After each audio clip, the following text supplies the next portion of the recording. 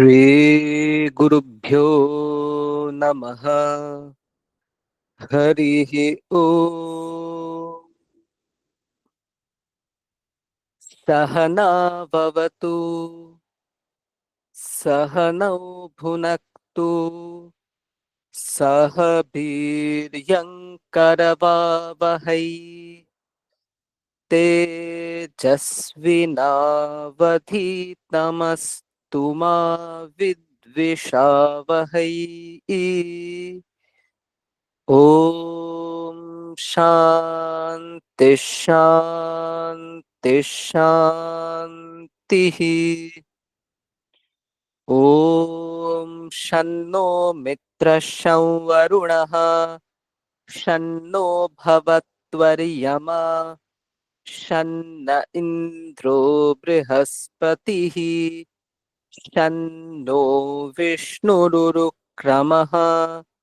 नमो ब्रह्मणे नमस्ते वायो, त्वमेव प्रत्यक्षं ब्रह्मासि, त्वामेव प्रत्यक्षं ब्रह्म वदिष्यामि, ऋतं वदिष्यामि, सत्यं वदिष्यामि, तन्मामवतु तद्वक्तारमवतु, अवतु माम्, अवतु वक्तारम्।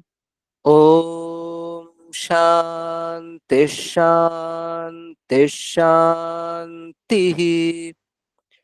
ॐ भद्रं कर्णेभिः शृणुयाम देवाः, भद्रं पश्येमाक्षभिर्यजत्राः, स्थिरैरङ्गैस्तुष्टुवागंसस्तनूभिः, व्यशेम देवहितं यदायुः। स्वस्ति न इन्द्रो वृद्धश्रवाः, स्वस्ति नः पूषा विश्ववेदाः, स्वस्ति नस्तार्क्ष्यो अरिष्टनेमिः, स्वस्ति नो बृहस्पतिर्दधातु। ॐ शान्ति शान्ति शान्तिः।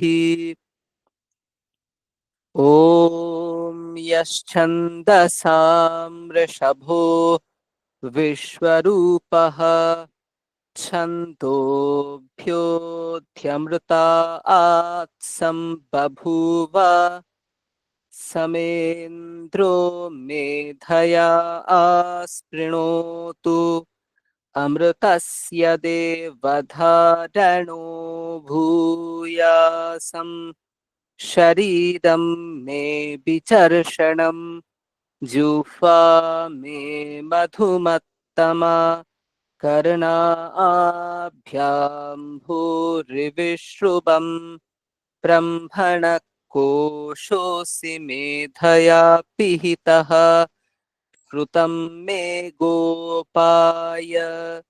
ॐ शान्ति शान्ति शान्तिः।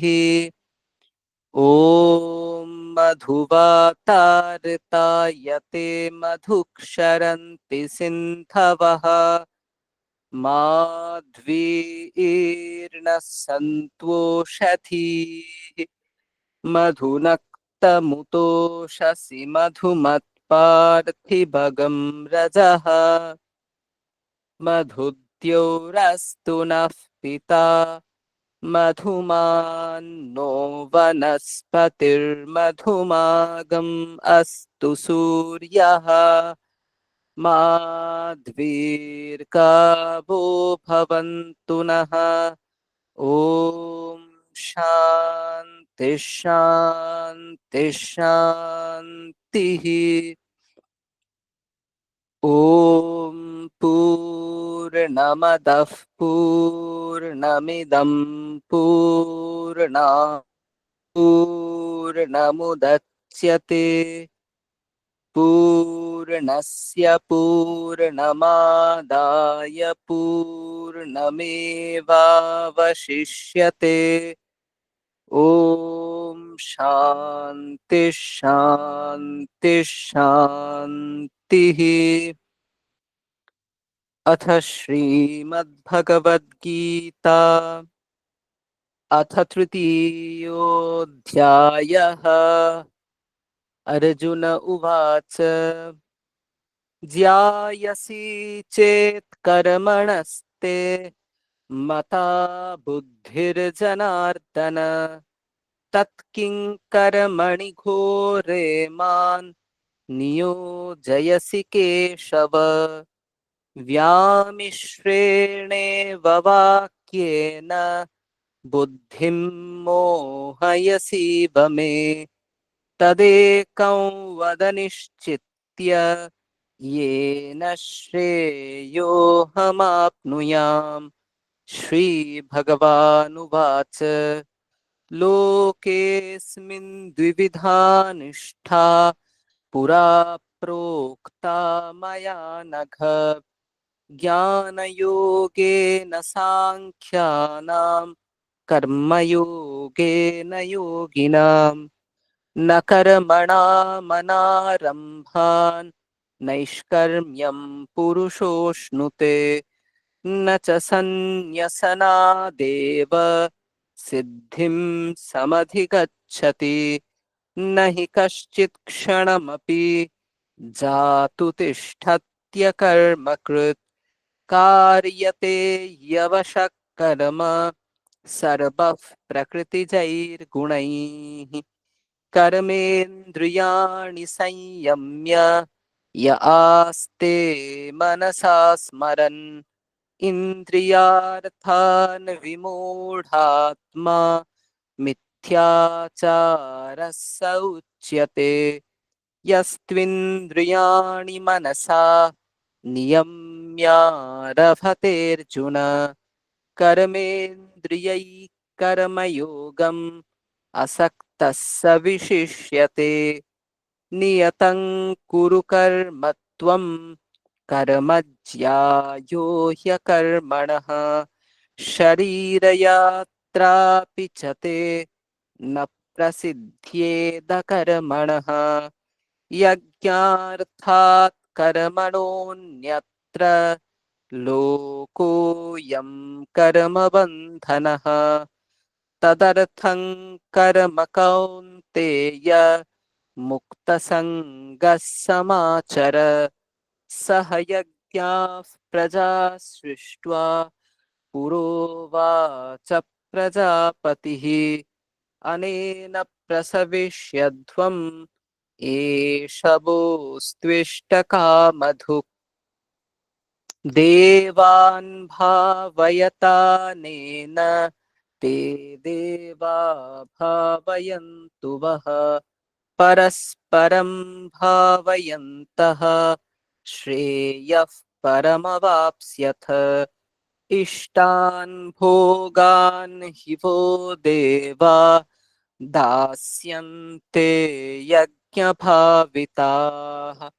तैर्दत्तानप्रदायैभ्यो यो भुङ्क्तेस्तेन एव सः। यज्ञशिष्टाशिनः सन्तो मुच्यन्ते सर्वकिल्बिषैः।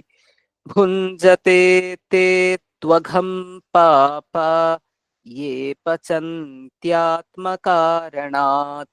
अन्नाद् भवन्ति भूतानि पर्जन्यादन्नसम्भवः। यज्ञाद् भवति पर्जन्यो यज्ञः कर्मसमुद्भवः। कर्म ब्रह्मोद्भवं विद्धि ब्रह्माक्षरसमुद्भवम्। तस्मात् सर्वगतं ब्रह्म नित्यं यज्ञे प्रतिष्ठितम्।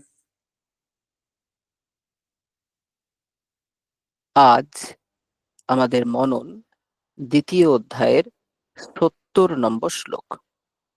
আমি আগে পড়ছি। आपूर्यमाणमचलप्रतिष्ठम् समुद्रमापः प्रविशन्ति यद्वत् तद्वत् कामायं प्रविशन्ति सर्वे स शान्तिमाप्नोति न कामकामी।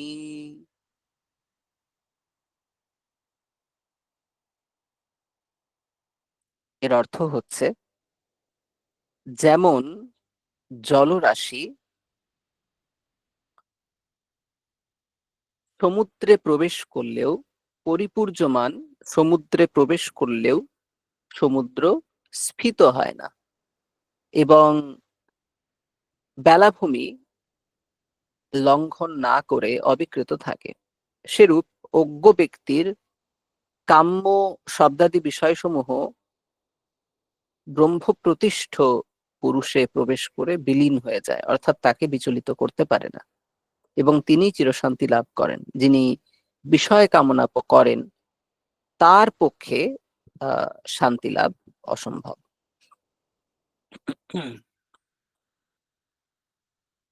এখানে মূলত যে বিষয়টি আলোচনা করা হচ্ছে, যে ব্রহ্মজ্ঞানী, যে স্থিতপ্রজ্ঞ, তাকে কোনো প্রকার কাম্য বিষয় স্পর্শ করতে পারে না, এবং তাই তিনি চিরশান্তি লাভ করেন। যার ব্রহ্মজ্ঞান হয়ে যায়, বা যে ব্রহ্মকে সাক্ষাৎকার করেছে, তার দুটো শিং এবং একটা লেজ গজায় না, সে জীবনমুক্ত অবস্থায় আমাদের সাথেই অবস্থান করে। ফলে এই যত চারপাশের কাম্য বিষয়, ভোগ্য বিষয়, শব্দ, স্পর্শ, রূপ, রস, গন্ধ ইত্যাদি প্রত্যেকটি ইন্দ্রিয়ের ভোগ্য বিষয় তার কাছে উপস্থিত হয়, কিন্তু তাকে বিচলিত করতে পারে না। সেটি উপমার সাহায্যে বোঝানো হয়েছে।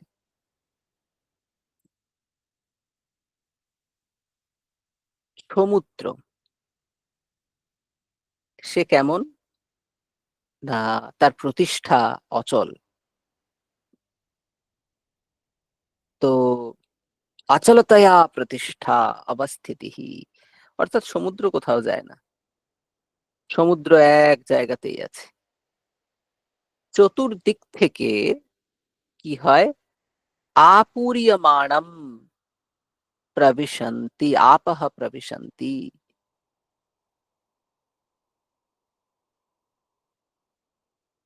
চারিদিক থেকে জলরাশি, যেমন নদী, তারা এই সমুদ্রে প্রবেশ করে।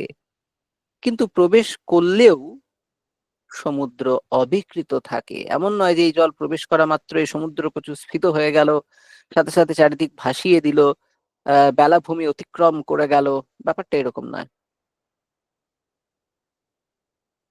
সেরকম অজ্ঞ মানুষ ছাড়া, যাদের ব্রহ্মজ্ঞান হয়নি, তাদের যত কাম্য বিষয় আছে, সেই কাম্য বিষয়গুলো এই জ্ঞানী ব্যক্তির কাছেও এসে উপস্থিত হয়।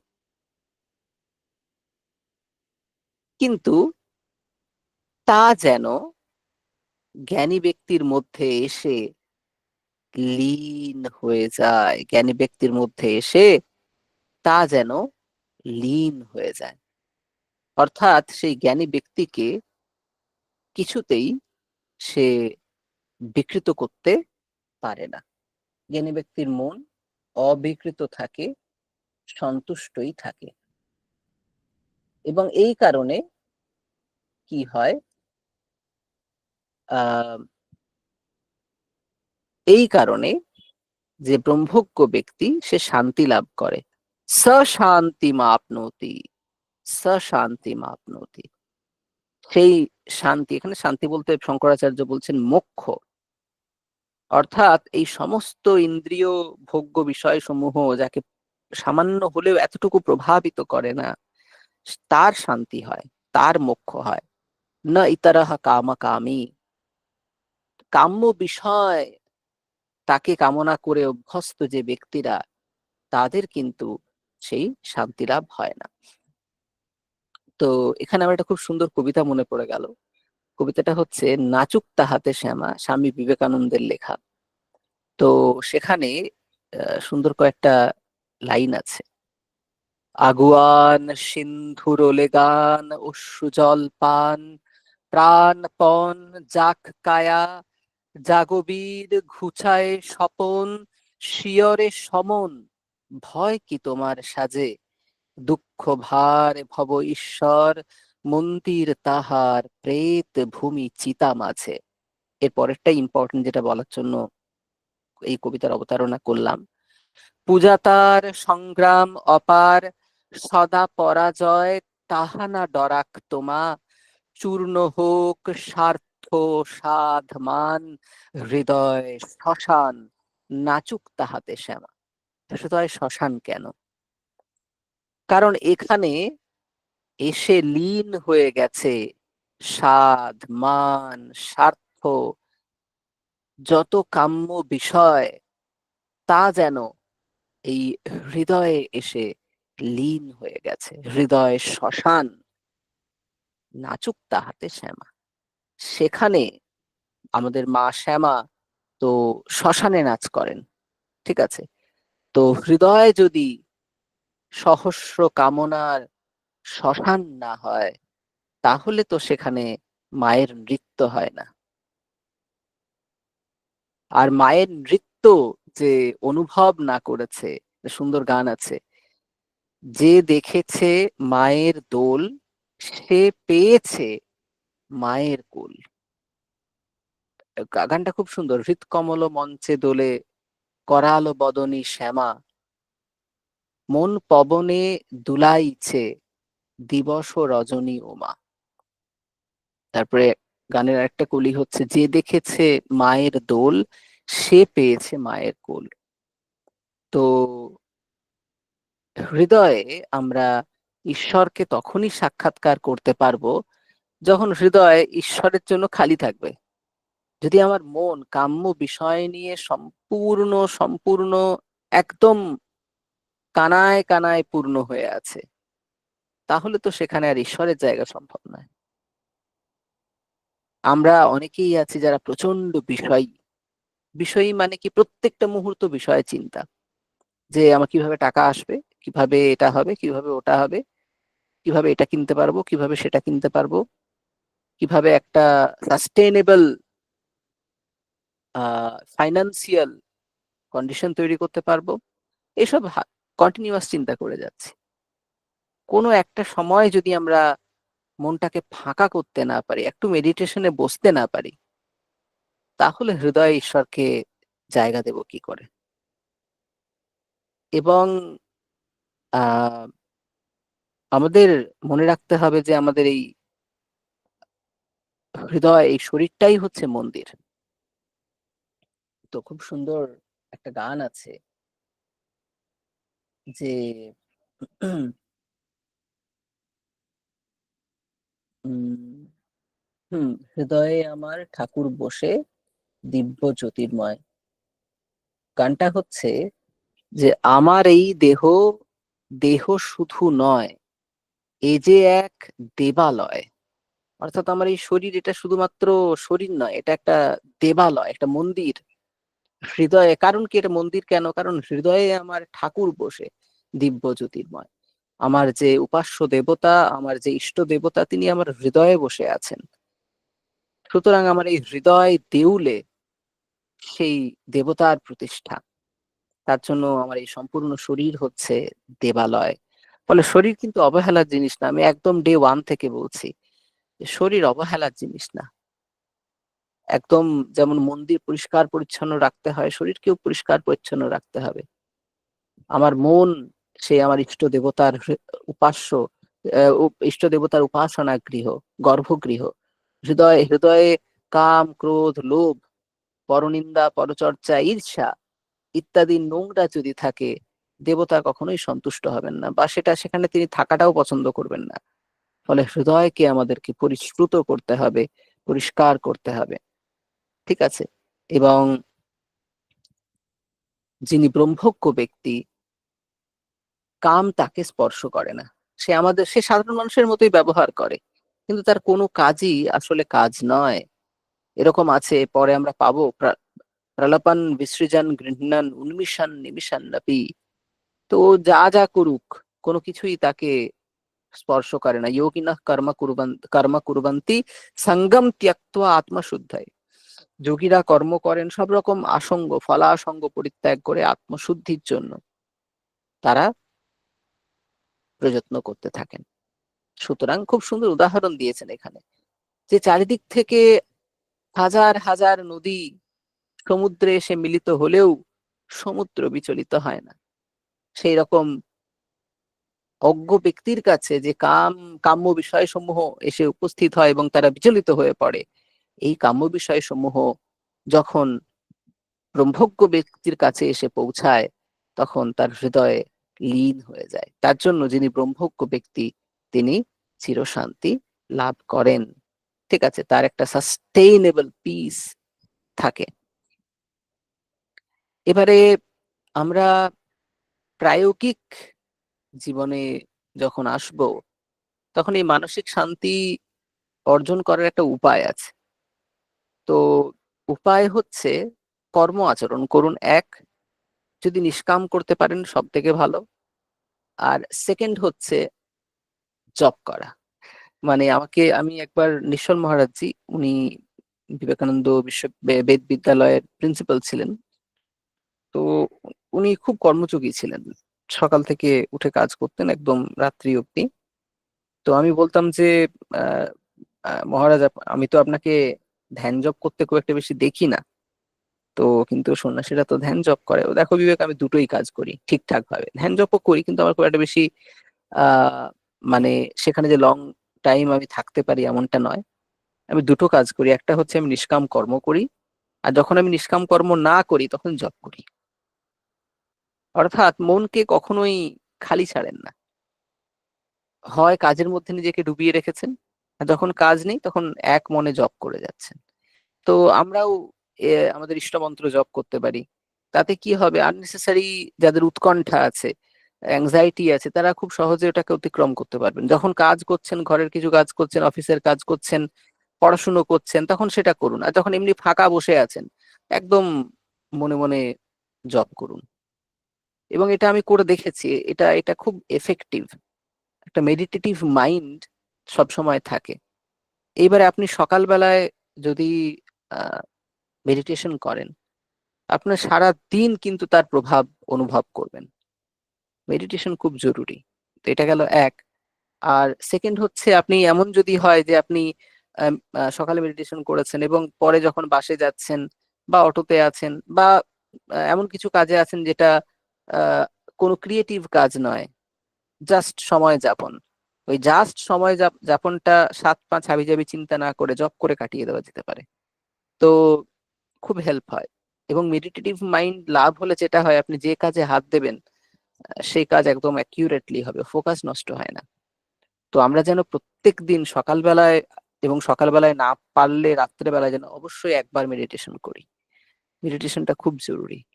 ঠিক আছে, বেশ। তাহলে আহ হৃদয়ে শ্মশান নাচুক তাহাতে শ্যামা।